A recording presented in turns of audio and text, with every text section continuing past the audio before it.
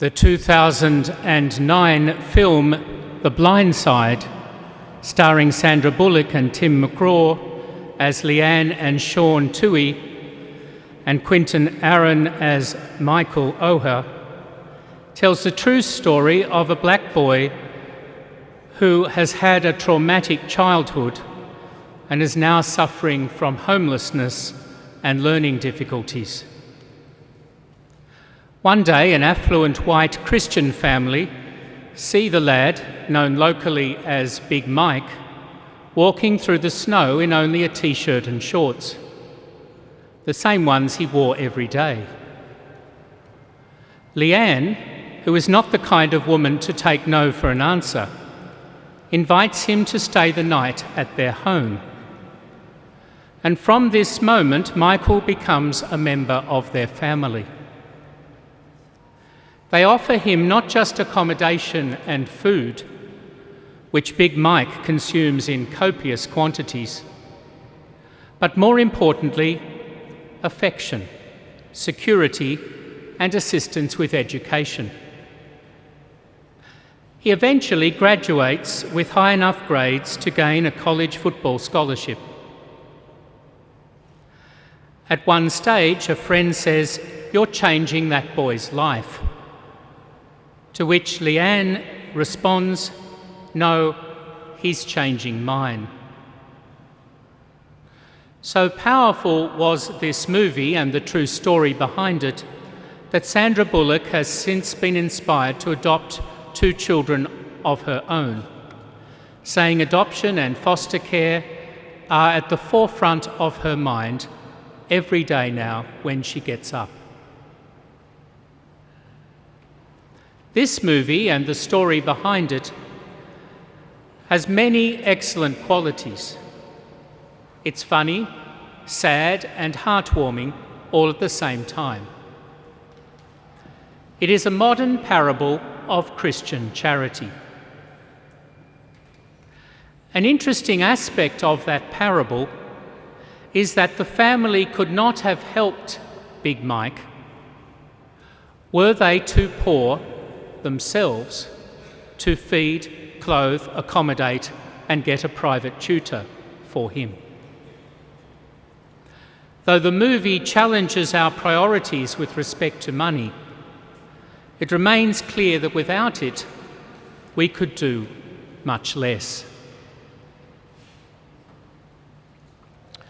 Jesus was not a global economist or even a private financial advisor.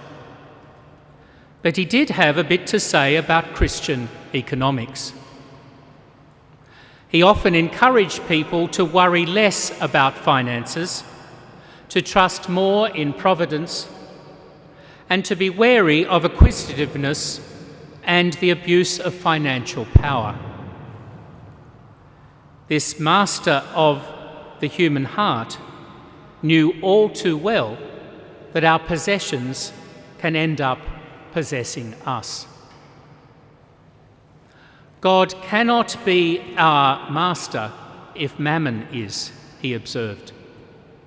If we make money our lover, indeed our master, we will end up treating God with scorn.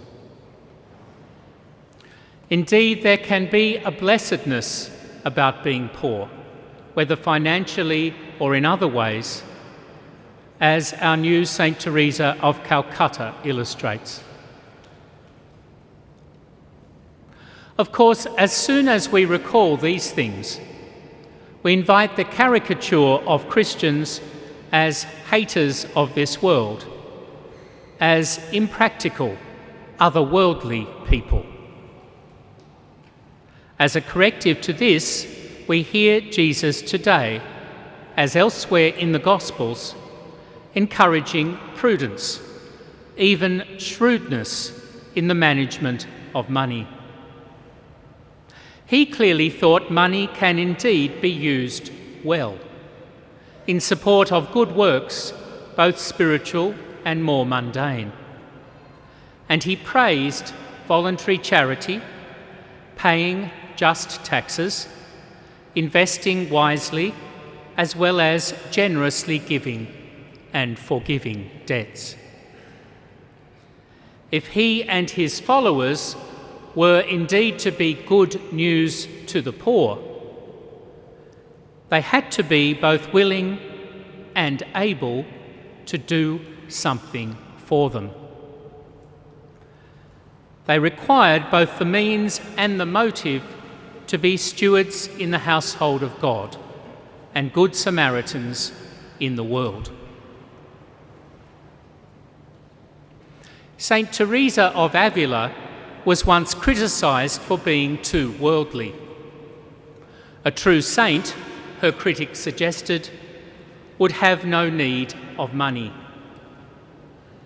Teresa, ever a practical woman, responded with Spanish humour. "With God I can do much," she said. "With God and money I can do even more." Not that she was licensing personal materialism and selfishness, or preaching the ideology of unbridled capitalism and consumerism. No, this eminently practical woman was also a deeply spiritual one. And she knew well the temptations of the human spirit. Money has its uses, but will not in the end fulfill us as human beings, let alone divinize us as saints. So what could Jesus mean in our gospel this morning when he tells us to use tainted money to win friends? Is he promoting bribery and corruption, or at least the childish hope of gaining popularity through pretended beneficence? Is the Gospel of Luke an ancient Near Eastern version of the pop classic How to Win Friends and Influence People? How are we to get the balance right and avoid serving the wrong master in such matters?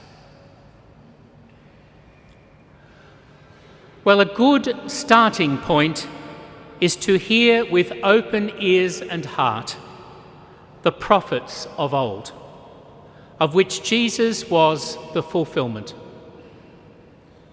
When Amos, in our first reading this morning, condemns the rich, it's not because they are rich per se, but because they trample the needy and oppress the poor.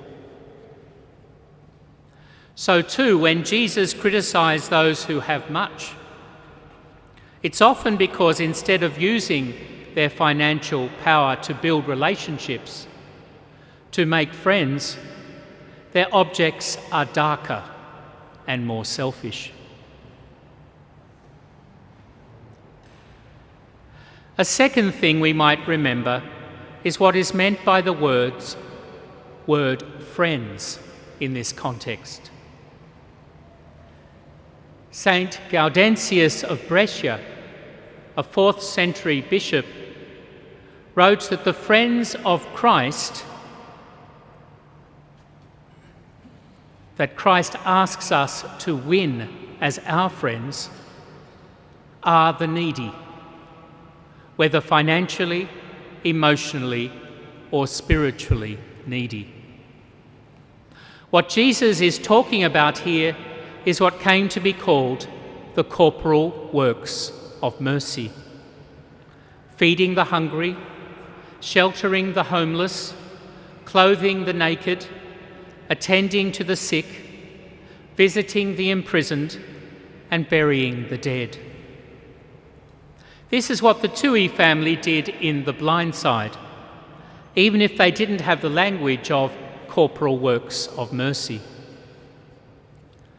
And Pope Francis hoped to draw our attention to these important activities of the Christian life by proclaiming this year of mercy. Indeed, the Holy Father has repeatedly reminded us of Jesus' challenging, even chilling words, that at our judgment he will say, "Whatever you did for the hungry, thirsty, naked, imprisoned, or strangers, you did for me. Whatever you neglected to do for these least of my brethren, you neglected to do for me.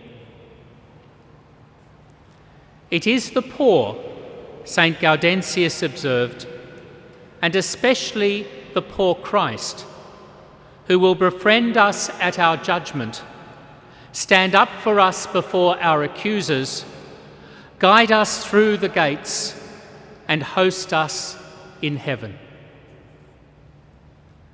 And so, as Jesus asked rhetorically today, if we can't be trusted to do the right thing with ordinary tainted money, who will trust you with the genuine riches, that is, the reward of heaven?